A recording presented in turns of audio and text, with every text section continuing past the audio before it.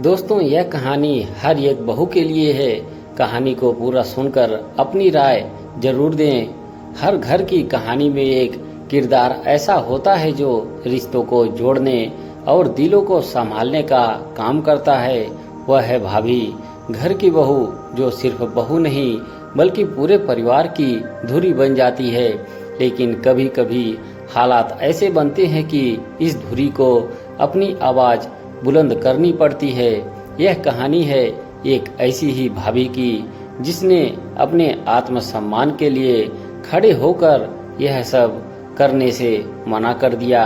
यह कहानी है सीमा की, एक साधारण गृहिणी जो एक छोटे से कस्बे में अपने परिवार के साथ रहती थी।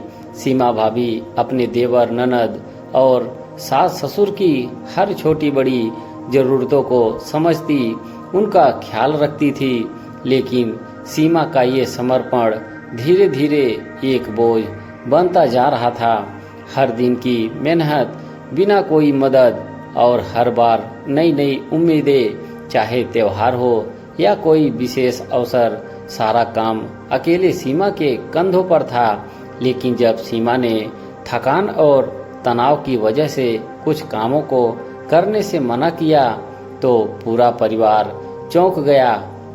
भाभी ने जब यह सब करने से मना किया तो परिवार ने इसे अनुशासनहीनता माना। लेकिन सीमा का मना करना सिर्फ काम से बचने का तरीका नहीं था, यह एक स्त्री की आत्मसम्मान की लड़ाई थी। उसने साफ कहा कि वह अब हर काम अकेले नहीं कर सकती, उसे भी थोड़ी मदद चाहिए। सीमा दिन रात काम करती है, मैं समझता हूँ कि उसे भी थोड़ा आराम मिलना चाहिए, आखिर वो भी इंसान है। सीमा के इस साहसिक कदम ने घर में बदलाव की लहर पैदा की।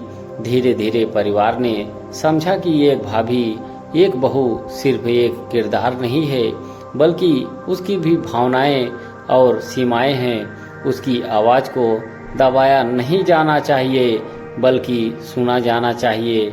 यह कहानी सिर्फ सीमा की नहीं है, यह हर उस औरत की कहानी है जो दिन रात अपने परिवार के लिए खटती है, लेकिन कभी कभी अपनी आवाज उठाने से डरती है। सीमा की तरह हमें भी समझना होगा कि रिश्तों में बराबरी का महत्व कितना जरूरी है।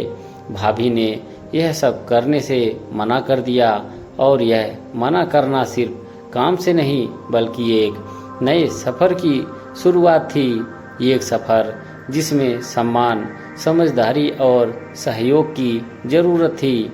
दोस्तों, इस कहानी से आप सबकी क्या राय है कमेंट बॉक्स में जरूर लिखें, और हमारे चैनल की तरफ से आप सभी को हैप्पी दीपावली की हार्दिक शुभकामनाएं।